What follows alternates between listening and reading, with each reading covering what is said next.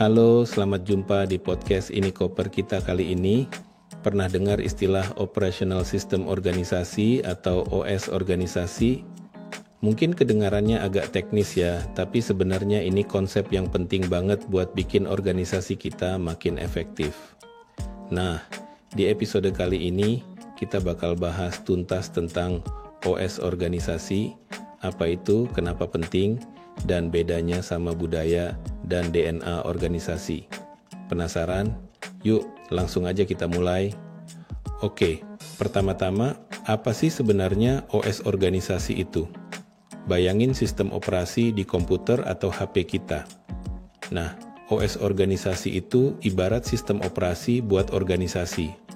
Dia yang ngatur gimana semua bagian di organisasi bisa kerja bareng dengan lancar dan efisien, kayak ngatur alur kerja, ngatur gimana informasi disalurin, sampai ngatur penggunaan teknologi. Nah, pertanyaannya, kenapa sih OS organisasi ini penting? Gini sobat, organisasi yang punya OS yang kuat, itu kayak punya fondasi yang kokoh. Dia bisa bikin organisasi jadi lebih stabil, lebih efisien, dan lebih gampang adaptasi sama perubahan. Coba bayangin, kalau di organisasi kita prosesnya nggak jelas, alur kerjanya berantakan, informasinya nggak nyampe, wah bisa-bisa timbul masalah di mana-mana deh.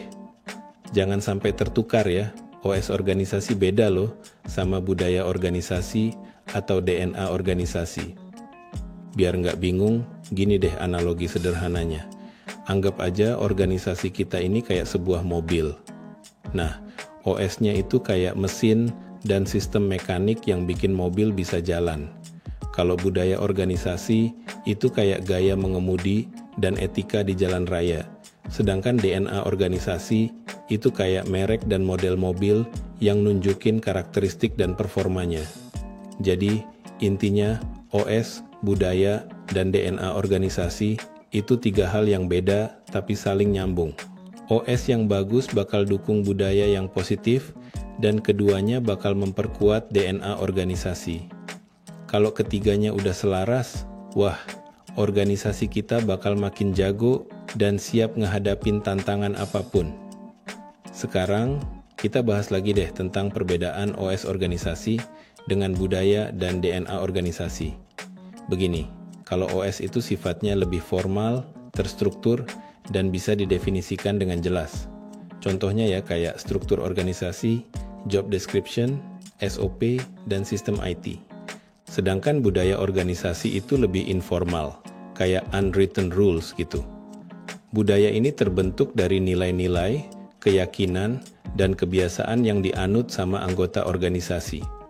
Contohnya, kalau di organisasi kita budayanya open communication dan saling menghargai, pasti suasana kerja bakal lebih nyaman dan produktif.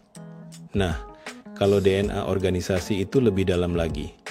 Ini kayak core values yang melekat di organisasi dan ngebentuk jati diri organisasi tersebut. DNA ini yang bikin organisasi kita beda dari yang lain. Contohnya, kalau organisasi kita DNA-nya inovatif dan customer centric, pasti kita bakal selalu cari cara baru buat nyenengin pelanggan. Jadi, meskipun beda, tapi OS, budaya, dan DNA organisasi ini saling terkait dan nyumbang pada kesuksesan organisasi. Ibaratnya kayak trio maut yang kompak bikin organisasi makin oke. Sebelum kita lanjut, ada intermezzo nih. Buat kalian yang baru gabung atau mungkin kelewatan bagian sebelumnya, saya mau flashback sebentar tentang apa itu OS organisasi. Jadi, OS organisasi itu ibarat blueprint atau sistem saraf buat organisasi kita. Dia yang ngerancang dan ngontrol semua bagian di organisasi biar bisa sinkron dan gerak bareng buat mencapai tujuan. Kayak konduktor orkestra gitu deh, yang nyetel semua alat musik biar mainnya enak didengar. Sekarang kita zoom in lagi ke 10 elemen kunci yang udah saya sebutin tadi. Pertama, tujuan. Ini benar-benar pondasi dari OS kita. Tanpa tujuan yang jelas, organisasi kita kayak kapal tanpa nahkoda. bisa nyasar kemana-mana. Kedua, strategi. Ini peta buat mencapai tujuan kita. Strateginya harus smart dan fleksibel, bisa adaptasi sama ombak dan badai yang menerjang. Ketiga, struktur.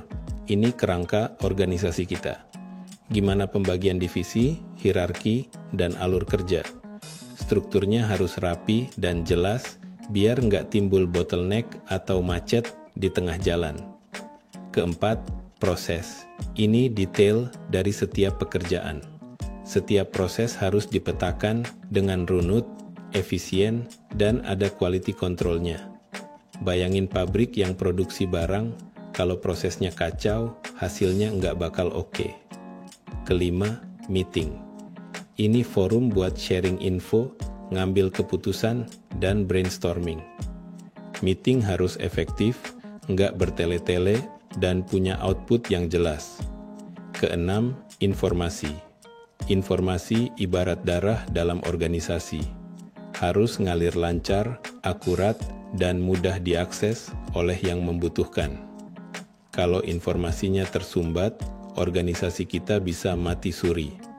Ketujuh, teknologi. Di era digital ini, teknologi jadi senjata penting buat ningkatin efisiensi dan produktivitas. Pilih teknologi yang tepat guna dan mudah dipakai sama semua anggota tim. Kedelapan, orang. Ini aset paling berharga. OS harus nge-support pengembangan skill, motivasi, dan loyalitas karyawan. Karyawan yang happy dan engaged bakal ngasih kontribusi yang maksimal. Kesembilan, kompensasi.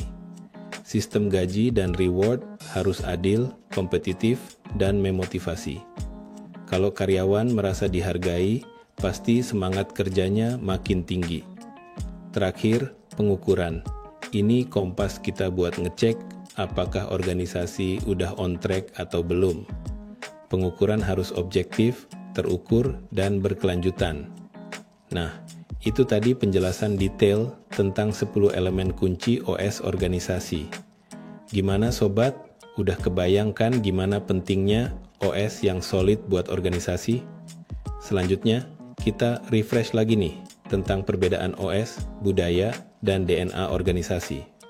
Ingat analogi mobil tadi, OS itu mesinnya, budaya itu gaya mengemudinya, dan DNA itu merek mobilnya. Kalau OS itu sifatnya jelas, terstruktur, dan tertulis. Kayak buku manual mobil gitu. Tapi budaya itu lebih abstrak, nggak tertulis, dan berkembang organik. Kayak kebiasaan si pengemudi, ada yang agresif, ada yang santai.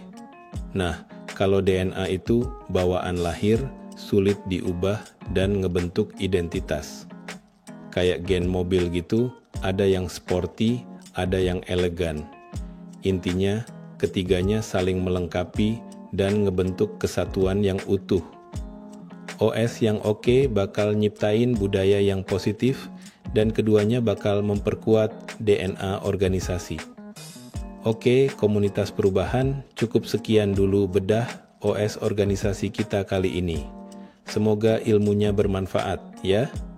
Kalau ada pertanyaan atau request topik buat episode selanjutnya, langsung aja samber kolom komentar. Jangan lupa share podcast ini ke teman-teman kalian dan stay tune terus ya.